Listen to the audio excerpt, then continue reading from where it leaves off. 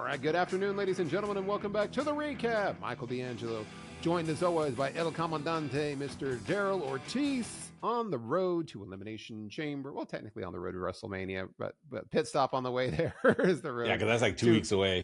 Elimination Chamber, because they got to continue to fill out the WrestleMania card. So Raw and SmackDown this week. I will say, I think the biggest thing to come out of Raw was right at the beginning of the show when they announced that Braun Breaker is out indefinitely because he had surgery. I'm hearing Big D that he gave himself a hernia when he flipped the announce desk, but I don't know how true that is. They pretended he was deadlifting angrily as part of the storyline when Paul Heyman No, was I think he legit hurt himself flipping that announce desk because he Yeah. probably just adrenaline kicked in and he just adrenaline's a hell of a thing, guys. If you don't know about adrenaline, that'll make you do crazy things. And I think he probably just hurt himself without realizing it initially, and just. And even when I went back and rewatched it, because I did notice when he flipped it over, he just kind of stood there for a second. Mm-hmm. And I think he realized he hurt himself at the time because he didn't just go off and go nuts. He kind of flipped it and he stood there and he kind of breathed for a second and he looked around and I'm like, oh, maybe he did hurt himself. Maybe It was like an oh crap moment. It was yeah, like, he was like, whoops, oh no. And he kind of fought through it. But unfortunately, sucks to hear that. I know they're putting a speedy rocket on him for recovery. sure.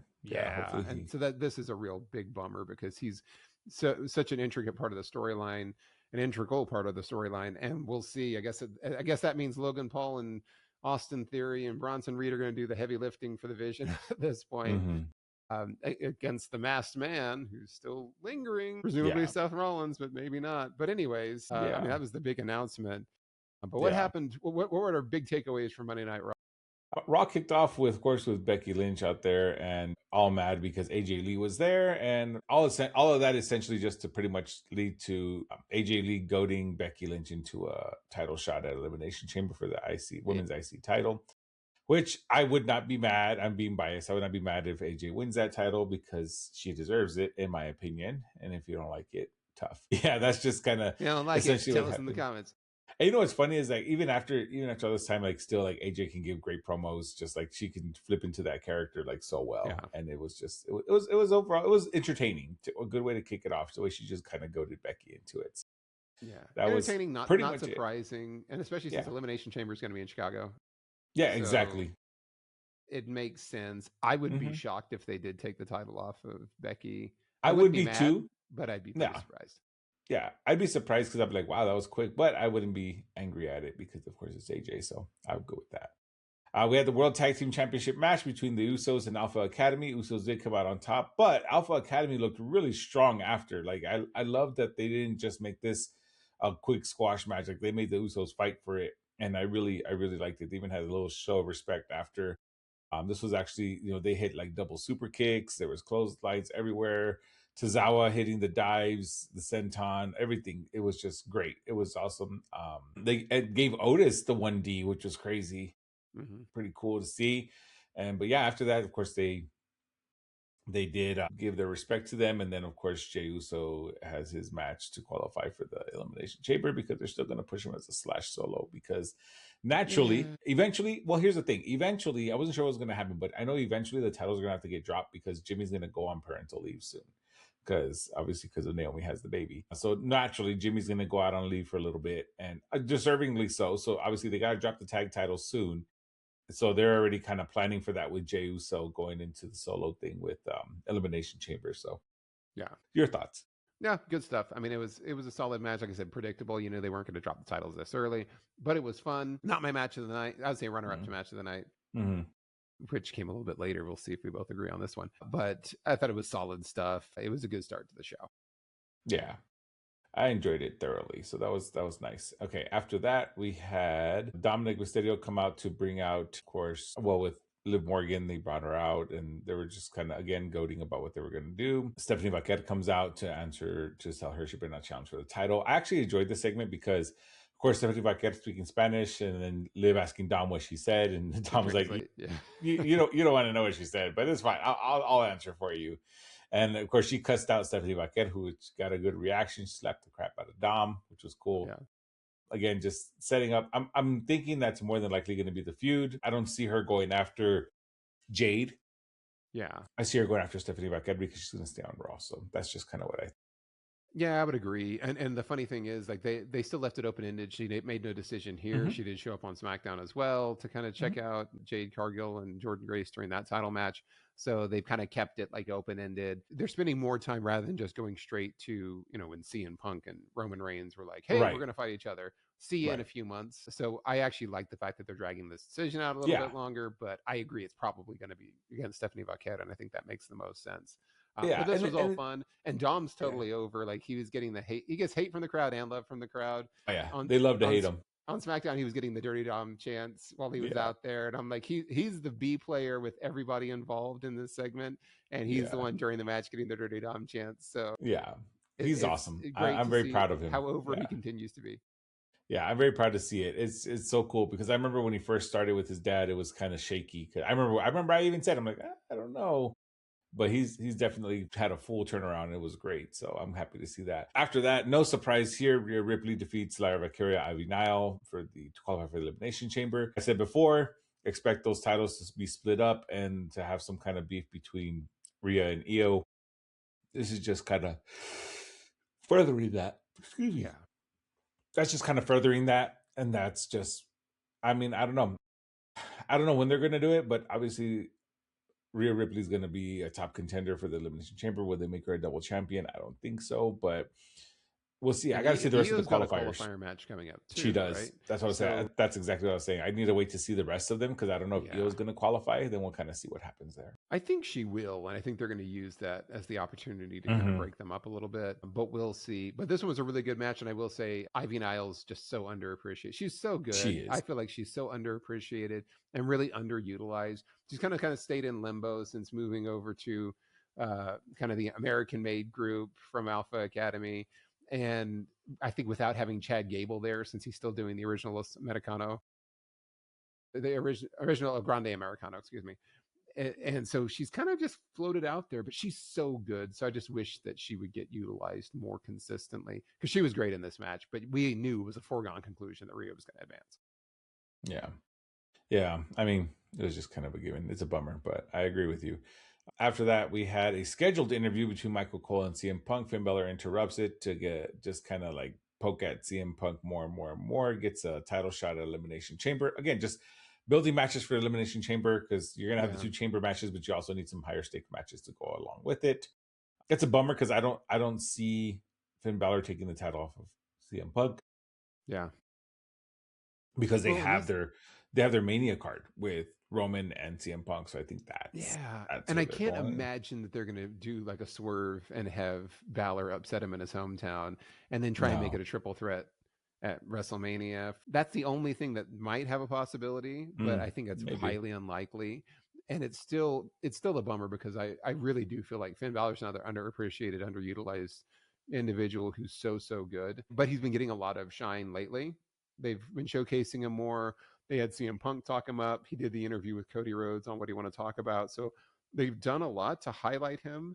I just feel like are they kind of using him as a foil for CM Punk just in the interim to try to get to Roman Reigns later, and he's kind of doing this placeholder thing, which sucks I if that's worry. all it's going to Yeah, be. I kind of worry that's what it is, but at the same time, I'm kind of hoping this is going to keep pushing him because before that, you had a segment backstage where Dom is kind of pitying him, and Finn Balor was like, "What?" Like they're kind of forgetting about him, and they kind of again we talked about him potentially leaving Judgment Day. Maybe this is kind of the catalyst that kind of pushes him forward. Is that like I got my own back, and who knows? Maybe he relies on help from others that Yeah. were also former members of the Bullet Club to maybe help him out.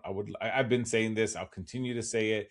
I would love a WWE version of Bullet Club because you have a lot of good members there, people available. It would be great, but Yeah. we'll see. And with the rivalry between him, obviously the eventual Judgment Day split, he could make a run at the Intercontinental title But yeah. that Dom has. Like so, there's things there to do with him. Mm-hmm. It'd be nice to see him more in the world title picture. But I agree. I think hopefully, that's where he he carries belongs. the momentum. Yeah, Yeah, I agree. After that, we had Natty versus Maxine Dupree. Match really was it was just more Natty to show off her more aggressive persona. Maxine looked okay as well, but unfortunately, this match ended in a double countout. yeah, I hated that. Like, and it was Yeah, a short match, double count yeah, out. She got her on the sharpshooter on the announce desk, and then AJ Lee came out for the save, and then Becky came out to blindside it. So this is more a vehicle to like hype up Becky versus AJ. Yeah. It was just to showcase Natty, her more Yeah. aggressive, her new persona, and like to have Becky and AJ just kind of brawl again. Yeah. After that, we had Javon Evans and the original Grande Americano versus Los Americanos, which was actually a really fun match. I actually really enjoyed it as well.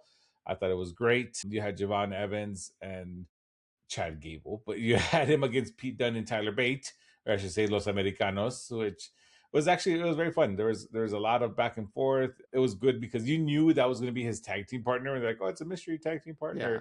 And I'm like, it's going to be original Grande Americano. And sure enough, here he comes. But you know what's funny is they showed a clip at AAA. I saw a clip on TikTok in AAA where original Grande Americano and El Grande Americano were in the ring.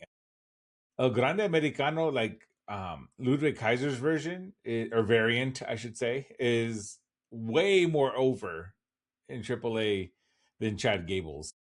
Yeah. Of course, after this, they brawled and they had almost unmasking each other, taking turns almost unmasking each other, which of course means that's what it's going to go to. It's going to lead to a mask versus mask match. And like I've said this before, and I'm going to keep saying it, Chad Gable needs to be unmasked. Like let's just unmask Chad Gable and let him have a nice solo run. You have the IC title, the US title. He can hold both, one of those two, and he'll do great as Chad Gable. I feel Ludwig has put in so much work in getting over the Grande Americano character. I can't do that. I don't see them doing that to him, but I don't know your thoughts. Yeah, no, well, first off, I'll say this is my match of the night. This thing was great. This thing was absolutely excellent. It was really, really good.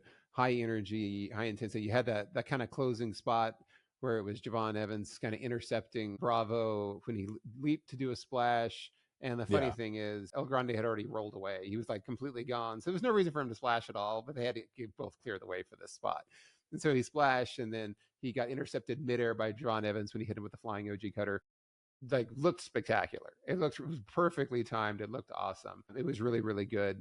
They picked up the win here. I agree. I feel like, and well, and it's funny because I think the new El Grande Americano, the Kaiser version, he wears more of like the Mexican colors. Like I noticed that he's dressed more like as a representation of Mexico, and I was thinking, oh, he's really like steering into the AAA embrace, which is cool. And then El Grande Americano really just looks like Chad Gable's version Yeah. of Just like it Chad always Gable had been. with a lucha mask, like it always did. So I can see why they've embraced him so much because he's really kind of embraced the culture for AAA as well. So I agree. I think it makes more sense for Chad Gable to get unmasked. Although I feel like WWE is going to have Gable win and then just kind of unmask himself afterwards. They're like, hey, we're done with this, and kind of I take hope off with it. not. That would be so I hope stupid. they don't. Yeah. But I feel like they're going to do something because Gable at this point, I think they're trying to bring him back as like, hey, he's better and stronger and he's the original and this and that. So they're going to try to put him over. And so if you did it in a mask versus mask, I bet they'd both just end up getting unmasked, which is a dumb way to do it. But I think if you're going to leave it on one, Kaiser really got this gimmick over, which was one that was somewhat, I think, kind of done tongue in cheek, almost insulting to Lucha Libre, the way that they started it. And it hasn't finished that way. Like it's really kind of morphed where it's been, the absurdity of it has been embraced, and it's been so fun, and I think people appreciate it. So that's like, I say just keep letting it, keep running with it, because I felt like they didn't expect that this was going to happen. Well, I think the WWE, excuse me, I think they underestimated Lucha Libre fans and our ability to adopt characters, I should say. We have characters like that. I mean, Eddie Guerrero did it with, oh my God, I can't remember his name. They were called Los Gringos. Somebody help me out in the comments. But and so I mean, you had like that's exactly what Dom and Kaiser are trying to do right now. But we don't care as long as you respect the art. You know what I mean? It's like we expect the goofy characters. If you look in Lucha Libre, there are some pretty like crazy characters, but that's the whole point. It's a big and I show. like the fact that Kaiser really embraced it, and he's like speaking Spanish. Spanish is pretty decent. Like he really just steered into it and has put so much effort into prolonging this thing and really getting into character with it. Which, I mean, when Gable did it, it was fine. Like it was good, it was fine, but it was more tongue in cheek, and I think Kaiser kind of took himself more seriously, like with the absurdity of it. Of I'm really going to get into this character, Yeah, And I think it's that effort that's really shown through with him. I agree. And I'm like, yeah, at this point, just let him have it, man. Let him run with it for Yeah, as long as you can. Get let it. every ounce of it that you can, possibly can out of it. Yeah, because it's so over in both Yeah, WWE and AAA. So I yeah. love it. After that, we had our main event, which was our triple threat elimination chamber qualifier, which was LA Knight versus Penta versus Austin Theory. We had shenanigans. We had the hooded figure come out again to take out Austin Theory. Of course, no DQ, so Yeah. it is what it is. Because I mean, in all fairness, you did have Logan Paul, you did have Bronson Reed get involved as well, and then Bronson Reed ended up hitting the tsunami. And you thought the match was over because LNA was going to eat another pin, but then of course here comes the masked person to get Theory out, hit a stomp on Austin Theory outside. Logan Paul chased him away with Bronson Reed. And then LA Knight hit the BFT on Austin Theory because, of course, I'm glad it wasn't on Penta Yeah. to seal the victory. So LA Knight will be in the Elimination Chamber match. Your thoughts? I mean, heading into this, I expected LA Knight would advance. That this is when every single person where you're like the logical choice to win has won so far. Yeah. So that made sense. I didn't like. I feel like it's too much interference, and they're doing too many shenanigans. And there was. I will say, as we go into SmackDown, SmackDown was a little bit of a rinse and repeat. If you like really compare what happened in both shows, they just kind of copy pasted a lot of the segments. They did. Which is disappointing, which feels a little bit lazy, but I know they're kind of running on this shorter timetable. But I it's think typical WWE stuff, though. We've seen that time and time again. Yeah. Yeah. And I think so. Who's our qualifiers at this point is Randy Orton, LA Knight, and then of course we'll get to SmackDown. And then when you're starting to see the cards line out, it's all heavy hitters on both the men's and the women's side, which is great. It really, really is, but somewhat formulaic. It'll be interesting to see how the chamber match actually ends up playing out. But it was fine. It was you fine have Randy, Cody, and LA Knight so far. Yeah, Randy, Cody, LA Knight, and then on SmackDown the women we have Alexa Bliss, Rhea Ripley, and Tiffany Stratton. That's why I'm like, it's all heavy hitters. It's like these are all like top tier, like world champion level stars. I mean, LA Knight hasn't. LA Knight should have been a world champion a long time ago. He just hasn't. They've continued to delay him. But everybody else are like, these are real stacked. There's no B level players in these yet. Yeah. Until we get to well, not yet. I'm just kidding. Till Jey Uso will be in it. I'm sure he's a former world champion, so he'll be in it. But yeah. Well, speaking of which, SmackDown, like I said, it was a lot of rinse and repeat. Tiffany Stratton came out to cut a promo, and then Lash Legend and Nia Jax came out to trash talk, and then decided to go after Tiffany. But before they could, the tag champs came out because guess what? There was a tag title match on SmackDown, and so it was Rhea, yes, Rhea and Io. And we went straight into the tag title match. This one like bugged me because the ref called for the bell due to too much brawling on the outside, and she was just like, "I've had enough of this. There's too much shenanigans happening. You guys are out of control," and then just called for the bell. And I'm like, okay, like this is real lazy. And this was like levels of Maxine Dupree Natty like count out nonsense. And that's why I was like, there's a lot of like symmetry between the two shows. So I'm like, you had the women's match end with stupidity and like essentially no contest. And then you had like the cool spots where Io hit, like after when everyone was brawling after the DQ, Io hit Nia with a crossbody through the table. And then Lash tackled Rhea Ripley through the ring barricade. It was like, oh, there's carnage and pandemonium everywhere. But it just felt like a waste. It felt lazy. It felt like they're trying to save everybody. It's easy just to do a DQ or some shenanigans thing that happens. The count out thing or the count out thing is one thing because I think we see that quite a bit. But the fact that the ref is like, you guys are just brawling too much. I've had enough was just a stupid way. Because I mean, how many matches have we seen where they just brawl outside and then go back in to break the 10 count and then continue brawling outside? Like it happens all the time. That's like wrestling 101. This is literally the women. Those are called rest spots. The women's title match earlier or later Jade and Jordynne Grace. There was a million times where they're brawling each other outside of the ring, and Jade will roll in, break the count. Yeah. Which I'm thinking, Jade, why are you breaking the count? You're the champ. Roll in and leave Jordynne out there and win by count out. So you have that, but then you had all of a sudden the ref just couldn't handle this much. I agree. I was not a fan of how this match ended. I mean, I don't know. Yeah, this was dumb. Yeah, that was dumb. And then after this, we had Carmelo Hayes out on the mic, giving Ilya Dragunov a title shot. He suspended the United States Championship Open Challenge just to give Ilya a title shot, and then also declared that he's going to be in a chamber qualifier next week. And then Solo Sikoa walked out after this and said, "I deserve the title shot instead." And then the MFTs attacked, and then you had Matt Cardona and Apollo Crews run down. Then you had Shinsuke run down. And as everyone's fighting and brawling, Nick Aldis came out and just made an impromptu 10-man tag match, which is a little strange. It was good, though. It was a lot of fun. I mean, it was cool.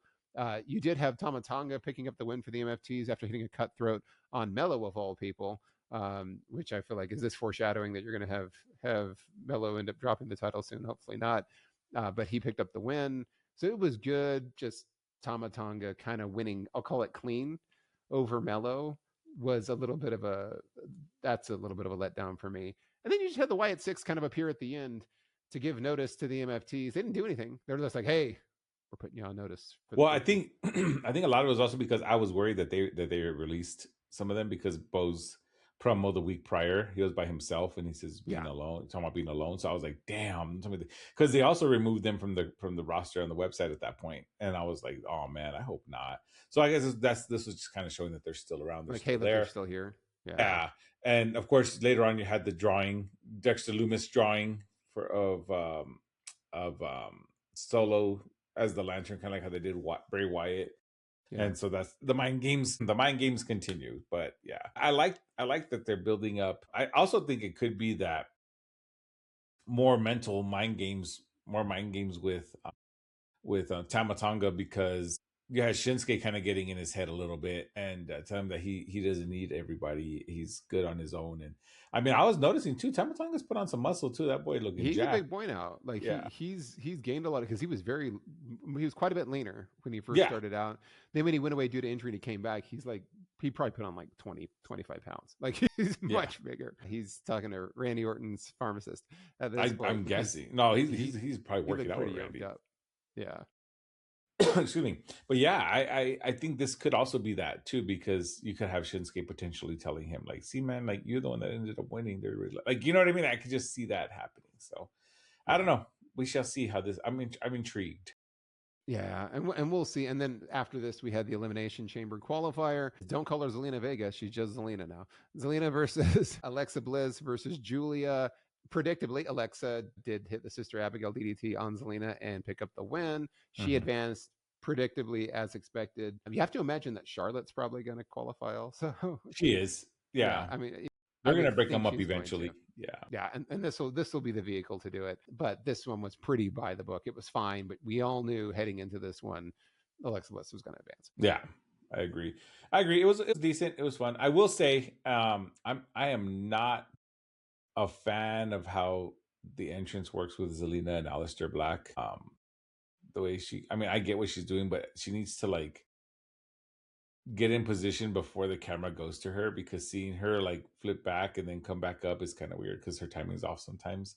And I love Zelina. I really do. I like her work in the ring. I think she's great. I feel like she was very underutilized when she was by herself, and I think putting her at Aleister was great because it kind of gave her a new persona. But that's my only gripe. But yeah, this was a fun match. It was, again, we knew Alexa Bliss was going to win. Yeah, again, this is very by the book. Everything that happened was like, oh yeah, I expected this. If you had to just pick a name out of the hat of who's going to advance, it's like it was going to be Alexa out of this group. Yeah. After this, we had Trick Williams versus Rey Fenix, rematch from Trick's first match on the roster. It was a good match. It was pretty competitive compared to their first meeting, which I'm not wild about because I feel like Trick Williams, they're really trying to push him as a main eventer heavyweight star to see him kind of struggling against a much smaller, we'll call a cruiserweight Rey Fenix. I have a little bit of a hard time with. He did win, obviously. He picked up the win with the trick shot. Good stuff, but this was almost kind of along the lines of between him and Obafemi, except Obafemi is actually coming out there and squashing people for real. Yeah. And Trick didn't do that, but I would have expected Trick Williams to be squashing more people just because he is so big and so athletic that if you put him against like a mid-card guy, I feel like he should crush him. Versus having a hard time. But this was solid stuff. They're both really good. Yeah, I mean, it was. They both men are very talented in their rights, and I appreciate that Rey Fenix didn't go down so easily. Yeah. I'm biased towards luchadores, obviously, but I just Yeah, I mean, I can see that. I can see that maybe they shouldn't have had Trick Williams struggle as much. I mean, let Ray get some offense in, but I don't know. I guess maybe they're trying to test with the crowd to see if they have that buy-in with him. We'll see. Yeah, and he was getting a lot of love. I mean, the He's crowd over. in Texas was really behind him. He's definitely over, and it's funny because he's really on as a heel, but he's getting a lot of love. Yeah. Like Same thing with he's a Dom. heel technically. Yeah. Yeah, same thing with Dom too. Well, and speaking of Dom, this is where we got the cameo. We had Jade Cargill versus Jordan Grace for the WWE title, women's title, interrupted by Dom, Liv, and Raquel, and he set up the Valentine's Day table at ringside with the flowers and the heart-shaped chicken nuggets. That was great. And the crowd during this match was doing the Dirty Dom chants the whole time. So it's kind of took away from what was happening in the ring a little bit just because of the spectacle of Dom ringside on the date. It was good. It was solid. It was competitive. Although the one thing that I had a problem with, because you knew Jade wasn't going to win here. You knew she wasn't. And I kind of half expected Jordan, that because, oh, I'm sorry, Jade. Jordan, you're right. You knew Jordan wasn't going to win here. You knew Jade wasn't going to lose here. And you kind of expected there was going to be interference with Liv ringside. I was like, they're going to do some sort of shenanigans thing to let everybody save face. And they really didn't, though. They had at one point Jade kind of banged her arm, went to go after Jordan and banged her arm on the ring post, and so she was injured. So then you had an injured Jade who still managed to hit a one-arm Jaded on Jordan Grace and pin her clean, and then the match was over. And I was like, oh man, like you kind of in some ways, you buried Jordan Grace a little bit because you had her fighting a seemingly injured champion, but Jade still beat her clean and was like, and then went up to Liv and was like, hey, if you come after me, I'm going to do that to you, and then left. So this kind of was a bummer for me because it feels like it kind of bumped Jordan Grace and all of her momentum back to the back of the line now at this point. And you did it on an episode of SmackDown, and you gave more love and more attention to Liv Morgan, Dominic Mysterio, and all the people that were ringside versus Jordan Grace in the ring.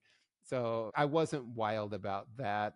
But they also kind of worked themselves into a corner because I hate it when they constantly do things to let everybody save face. And hey, we're going to try to protect everybody in this match, have it end in a DQ or no contest or have interference or have a surprise roll up and all that. So I appreciate when there's clean finishes. It just felt like you had her injured. So Jordan should have had an opportunity here, at least against Jade, because she's a powerhouse too. Yeah. And it wasn't enough.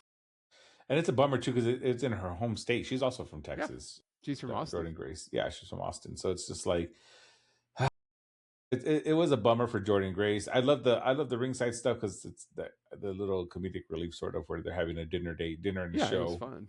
And the Nuggets was a nice touch.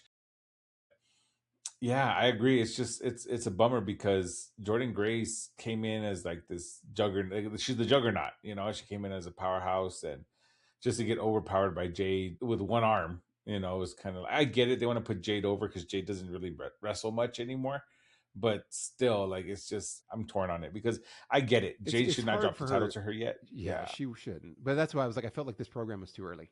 It's like, why are you going to do this one now? Like, if you want to show her be a powerhouse, have her going as Nia.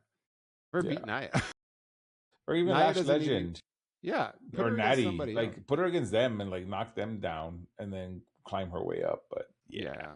So kind of doing it at Jordan's expense sucked. But WWE loves a good old redemption arc, so they're probably just going to put her on a redemption run. And... You know how they love to burn down anybody that didn't come from WWE. It's like the TNA. But you didn't start with us. Knock you down a few pegs. All right, we're gonna take you down to reality here. So after this main event, men's chamber qualifying match, just like the main event was a men's chamber qualifying match on Raw. We got that on SmackDown as well. Sami Zayn versus Cody Rhodes versus Jacob Fatu. We all knew Cody Rhodes was going to advance here, and of course he did. And this one did have heavy interference in it as well, just like Monday Night had heavy interference at the end. I will say, I won't say I disliked it, but I'm going to say this. Drew McIntyre came down, interfered, took out Jacob Fatu, hit a Claymore on Cody, then grabbed Sami and dragged him on top of him because he clearly wants Sami to advance because he wants to continue to mess with Jacob and he wants to continue to mess with Cody. And I guess he thinks Sami's, I beat this guy 13 times. Let me just beat him, continue to beat him. So even so, Cody kicked out. And then Drew came in and was going to go after Cody again. And Sami saved Cody by hitting Drew with the haluva kick Mm-hmm. and basically rescued Cody. And Cody thanked him by immediately grabbing him and hitting him with the crossroads and pinning him, which is Mm-hmm. the heeliest heel move that ever healed. And I'm going to keep going back to this and saying Cody Rhodes acts like a heel every single week now, because basically you got your butt saved by Sami Zayn, who is coming to your rescue because it's a no DQ and Drew can do whatever he wants to, and he's pummeling you. And the first thing that you do as soon as your buddy comes out here and puts it on the line and rescues you and saves you and hits the haluva kick on Drew, then you like grabbed him. Oh, thanks. Crossroads, pin. I'm going to Elimination Chamber. Peace. And then left. Stop pretending Cody's a face. Stop pretending Cody's a good guy. It's coming. And don't do this. He'll do anything. It's because he knows he's got to do anything to win. Come on. Like this. It's too much. I mean, I get it, and I think it's the long game here. I think, like I said before, Cody's gonna turn heel, and I'm excited for it because I love heel Cody. He turned heel like 6 months ago. I know he did, but they haven't accepted it yet. They need to accept it and let him embrace that. It's so great. It's like Homelander. I was like, everyone's like waiting for him to turn heel. I'm like, this guy's been a heel for a long time now. They're just not coming out outright saying it. But my question to you though is, with Drew interfering, because he really put Sami over before the match. Right. I feel like this did more harm for Sami than it did for anybody else, because it's showing not only can you win the big match, you can't even win a qualifier with shenanigans. Yeah. With Drew hitting his finisher. Doing everything. Yeah. Like, you know what I mean? Like, I feel it looks worse for Sami. I feel like they're just, I don't know. This match was good. It was okay. Again, Drew McIntyre foreshadowing his interference. He came out, hit the Claymore. Thought it was over. Couldn't get it done. And now Cody taking advantage, as Cody always does. And again, this is interesting to see it. I'm curious to see how they're going to progress with this. But yeah, so will Cody win the chamber match? I hope not. I hope not, but I bet he does. I want Randy to win. I bet he wins the chamber match, and I bet he goes on to WrestleMania to face Drew. Like I'm thinking that's going to be it. As much as I'd rather it be Randy Orton. I'd rather it be LA Knight, but I know it's not going to be LA Knight. And I'd rather it be, if it's not LA Knight, I'd rather it be Randy Orton. It's going to be Cody. And it's an interesting point that you make about Sami, though, because this absolutely did kind of burn Sami to the ground. The other piece about that, too, is that Trick Williams took a shot at Sami earlier, too. He's like, nobody wants to hear anymore about, Mr., hasn't made it happen. Yep. And down on his luck guy. So he got blasted by Trick Williams in a promo earlier on in the night. And then in the main event, they totally hung him out to dry. I'm like, Sami, what did you do? Yeah, who'd you piss off, Sami? And here's the funny thing. Watch, they'll do a heel turn with Sami first. They'll have Sami. Like an official heel turn? An official heel turn with Sami first before they get to the official heel turn with Cody. And then Cody somehow will be the good guy in all this, which is, I don't know. But it's very Homelander-ish. Cody advances. We'll see how this goes, and that was it. Fast and Furious. We've got half of because the chamber matches are 6 competitors, right? Yeah. And you got 4 pods and 2 that start. So half the field's done. And I'm sure they'll Fast and Furious, and over the next couple of weeks get the rest of the field. Wondering if Carmelo Hayes will qualify. Probably. I'm thinking he will, because they need a high flyer to be cannon fodder for somebody. Because he can do some great spots in the chamber match. Charlotte Flair, I imagine, will be in there as well. So it's going to be interesting to see what the final field is once we get to the end. But yeah, let us know in the comments what you thought of this week. If you agree that Cody Rhodes is really a heel, and if you agree that Sami has now officially made somebody angry backstage, let us know. Maybe we're full of it. We probably are too. But don't forget to like, share, and subscribe. Leave your comments. We always love to hear from all of you. And that's what we got for this week. So until next time. I've been Michael D'Angelo. He's been El Comandante, Daryl Ortiz. Have a great week, everyone.